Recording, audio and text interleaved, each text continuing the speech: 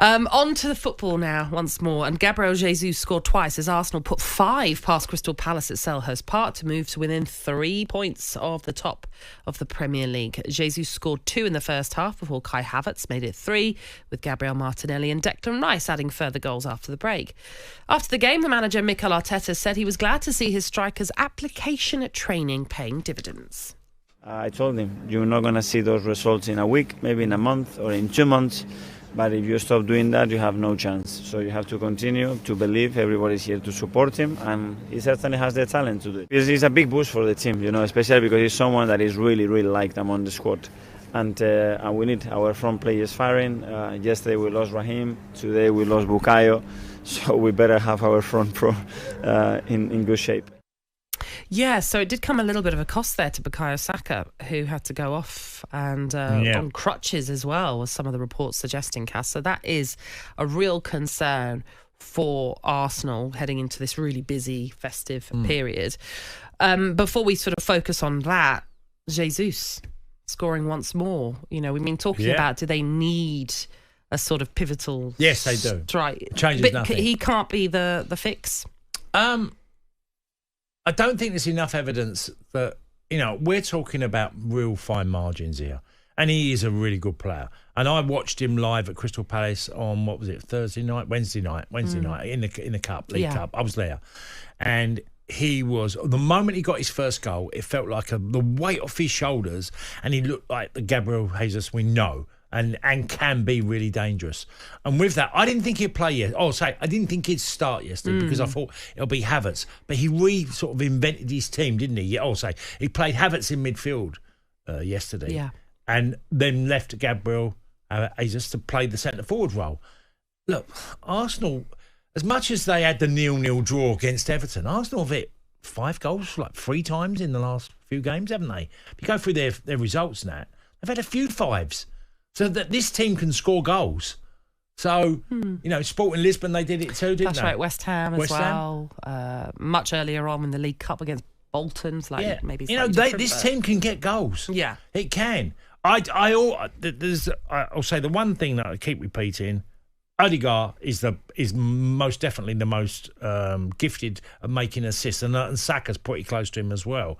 So with that, they've got 2 really creative and deliver great balls into the box.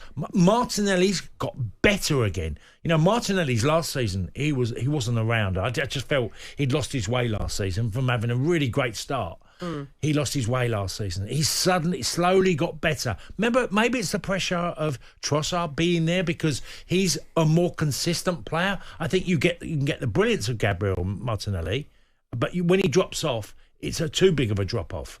But this team, I still think, and I still put my neck out on the line on this, you just got to move heaven and earth to get the striker that's easily the one out there that I just look at and think, what a difference is Isaac. And Newcastle fans know it. And Eddie has in the paper talking today about how desperate he's going to have to fight off clubs because, honestly, Nat, all of them will be after him. The best teams in the world will be after him. I know. He had a great game yesterday once more for Newcastle as well, as they beat Ipswich 4-0 at Portman Road. A game we'll talk more about a little bit later on. But we already mentioned it, Cass, the big injury to Bukayo Saka. It didn't even last a half, unfortunately, for Arsenal. Went off in the 24th minute, limping off. And post-match, Mikel Arteta said that his side were deeply worried about his condition. You talk about how pivotal Martin Odegaard is to Arsenal. But likewise is Saka. Of course, yeah, he's been brilliant. He's a wonderful winger. You don't know what way he's going to go.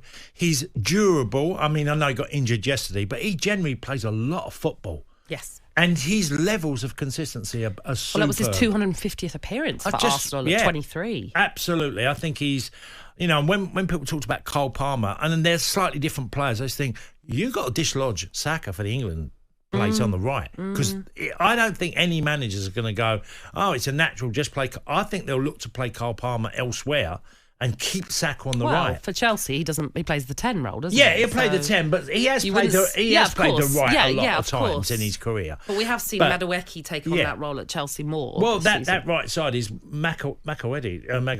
He's the one that can maybe challenge Saka, but Saka's still the number one. Yeah. He is, and he's a hell of a... just such a durable player. as I mentioned, that was his 250th appearance at just 23 years old. That makes him the youngest Englishman to do that for Arsenal. It's incredible, really.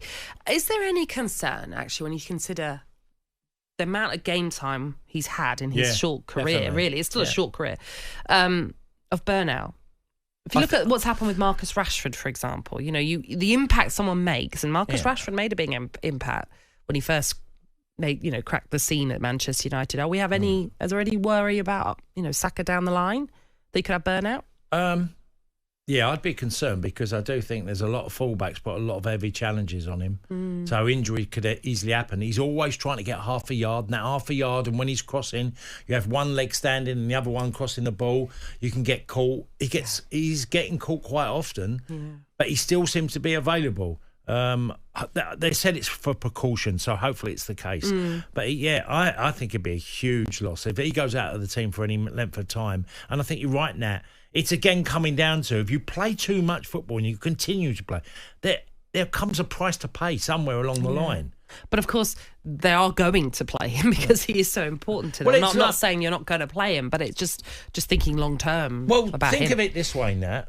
Think of it this way: on Mohamed Salah has done what Saka's done in his early part of his career, played like week in, week out football, week after week, seasons delivering and all this. And the moment he gets an injury with Egypt, and he comes back and he wasn't right. Look how he sort of completely fell off the radar at the end of last season at Liverpool. Was so out of sorts. Gets back, has a great summer, gets himself in peak condition again. But he suffered with injuries. Eventually it comes. Yeah. So a big win for Arsenal, moving them. Well, I say moving. The reason I say moving is because Forest at one point were third, but Arsenal reclaimed third spot with that victory against a Crystal Palace side that had another, similar to the Brentford situation that we were talking about, 3 games in 6 days. And whereas Arsenal were able to make Arsenal a host could loads of changes in midweek in their cup tie, that eight changes they made. Palace went strong in that tie, unfortunately lost that one, and maybe again they've taking their toll. Conceded 8 in them 2 games, Nat. Yes. Going with their strongest team. So you can tell the gulf of the difference between Arsenal and Crystal Palace as squads. They've gone very strong twice and conceded 8. Yeah, indeed. They had only lost one of their previous 8 before that, though, before yesterday's game, I should say, in the Premier League. But they were certainly well beaten by the Gunners. OK, when we return then, Cass, you mentioned Alexander Isak there. Well, his hat-trick helped Newcastle thump Ipswich, who are still chasing their first Premier League home win since 2002. We'll reflect on it next. On AM, on DAB, via the talkSPORT app and on your smart speaker.